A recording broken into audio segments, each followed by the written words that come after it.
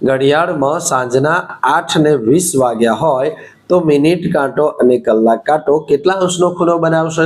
તો અહીંયા ઘડિયાળ આધારિત આ પ્રશ્ન પૂછાયેલો છે. તો ચાલો આજે આપણે આ પ્રશ્નને સરળ રીતથી ગણવાનો પ્રયાસ કરીશું. તો અહીંયા સમય આપેલો છે કે 8 કલાક ને 20 મિનિટ. હવે આપણે આગળના વિડીયોમાં જોઈ ગયા કે જ્યારે પ્રોપર કલાક આપેલો હોય ત્યારે એ કલાકને 30 અંશ વડે ગુણાકાર કરી દેવાનો એટલે આપણો જવાબ મળી જતો હોય છે.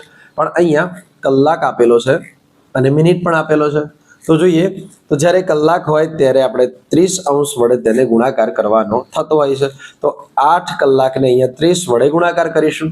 અને જે મિનિટ આપેલો છે તો મિનિટને 11/2 વડે ગુણાકાર કરીશું એટલે આપણો જવાબ મળી જશે. તો જોઈએ તો અહીંયા 20 ના ભાગ પાડીએ તો કે 10 ગુણ્યા 2. તો અહીંયા 2 2 ઉડી જશે. અહીંયા રહ્યા 10 અને 11 તો 10 ગુણ્યા 11 એટલે 110 અને અહીંયા 8 તરીને 24 અને આ શૂન્ય મૂકી દઈએ એટલે 240. અહીંયા 240 અંશ છે અને આ છે 110 અંશ.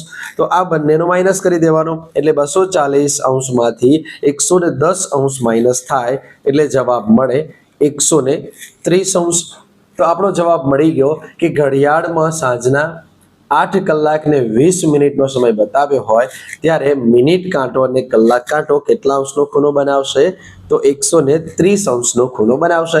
130 અંશ એટલે ઓપ્શનની દ્રષ્ટિએ ઓપ્શન એ આપણો અહીંયા સાચો જવાબ થશે. તો મિત્રો આવા જ અવનવા વિડીયો જોવા માટે અમારી માધવ ચેનલને લાઈક શેર અને સબસ્ક્રાઇબ કરતા રહો. Thank you.